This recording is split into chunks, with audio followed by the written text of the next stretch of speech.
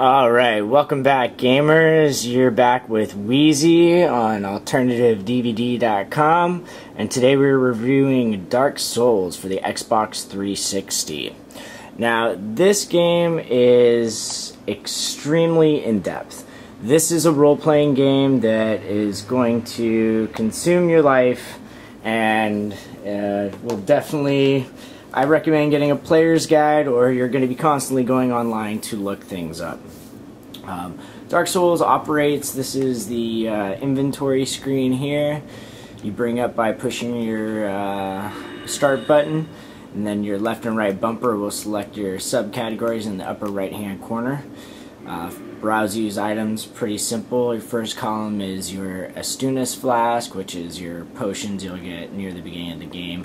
Medals, usable items, basically your consumables will go into this slot. Then you have your shards, your upgrading materials for weapons and armor, keys, embers that you collect that you want to give to the blacksmiths throughout the game. Spells, I am a pyromancer, so I have a fair amount of spells between pyromancy and sorcery. Then you have your weapons, shields, bows, whips, swords, you name it, it's in here. Next one is arrows and your bolts for your crossbow and your arrows and your short bows. And your armor and rings. Rings play a big part in this game. The current ring I have will change my equipment load and give me an extra like 90, which allows my really weak mage to carry very heavy armor, which in this game is very, very needy. You'll need it. I mean, you'll need any extra armor you can get, really. This is such a hard game. You can die at any given time. I think I've died nearly 1,000 times. Even with the cool ending spells that I have right now, it still can die at any given moment. Things are very strong and difficult, and if you don't time your spells right, you can bet on dying. There's a lot of footing in this game too. It adds that action adventure style to the game. A lot of narrow ledges, traps, floor traps that get set off, pendulum traps, all sorts of fun stuff. So right now I'm in Anilor Lodo. It's a little bit over half the way past the game. Actually, it's about 3/4 of the way through it. Gameplay is really nice, smooth graphics. You're not going to get any hiccuping in between gameplay, or you're not going to have the game crash on you, so it's reliable in that manner. You do want to watch yourself in areas such as this. If there's a guy with a spear on this side of the wall and he was attacking, sometimes that spear will go through the wall and kill you, so it's a minor glitch to look out for, but it's just a minor annoyance more than anything. You get summoning stones in this game. The white summoning stone when you're human, or excuse me, with the white summoning stone when you're hollow, you can put down at either the beginning of a level or right before a boss usually, and you can get summoned as a spirit into somebody else's game. If you are human, you can summon other people into your game. So, humanity is a hard thing to come by. It's rare. You usually gotta get it from the plague rats down in the bowels. I usually farm those guys and put on the, what is it? What ring is it? The Covenus Gold Serpent Ring. Boosts your item discovery. That'll help you farm humanity downstairs in the bowels there. So, you'll need, some bosses, you'll need the extra help.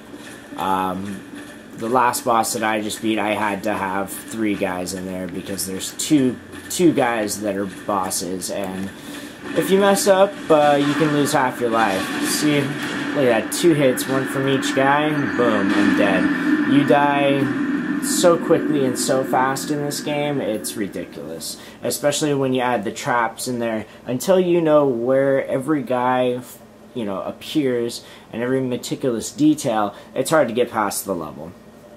The gameplay, however, like I said, for a real role player like myself who really enjoys a good role-playing game, this particular game has me coming back and wanting more.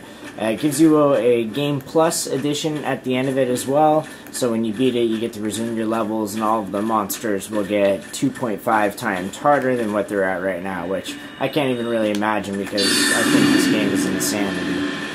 I die so much, and I have died so many times, it's just ridiculous. So, yeah, one hit almost took all my life, and I'm in full extenuatingly strong armor.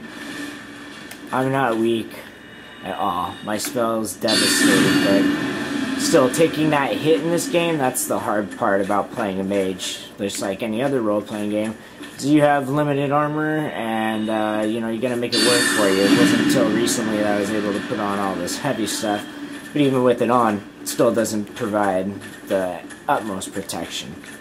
Funny thing about this game is you could get 5 level 1 guys surrounding you, and they could, if they all continuously hit you and you can't get a shot in and keep getting stunned, you can get killed by them. So you just kind of keep in mind in this game that you can die at any time. You can always die.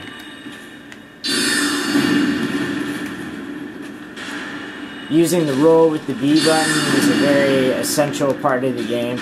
Dodging out of people's attacks and keeping out of their range is a huge part, especially, well, as you can see, as for a mage, it's extremely hard. Alright, well, let's see here. We'll go to another area and show you some of the graphics and a little bit of the gameplay here.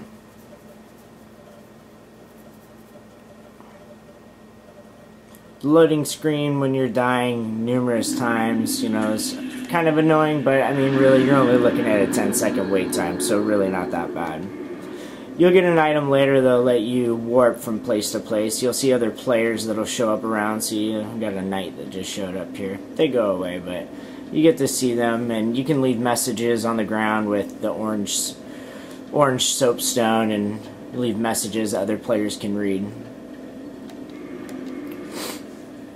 So I'll take us to Firelink Shire. Firelink is one of the first places you'll go to, but it's a place that you'll constantly come back and go to throughout the entire game. Different areas open up. Really, I mean, I highly, again, suggest getting the strategy guide for this one. Just simply because you'll be looking either that, or you're going to have something bookmarked on your iPhone or your iPad or what have you. The graphics really are fantastic. I've actually turned the brightness up on mine due to the fact that I've had trouble seeing in some of the dungeons, and I don't think you need to up the difficulty any more in this game than is necessary. It already provides enough difficulty without being able to see things pop out around the corners and stuff. Not only that, but when you're fighting somebody, you don't want to get involved into a altercation where you can't see anything.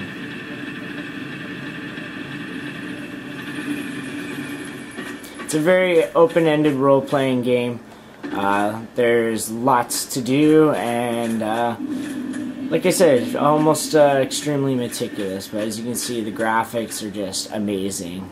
All the levels are extremely intricate with their maps, and it's definitely a role-playing game that I would recommend.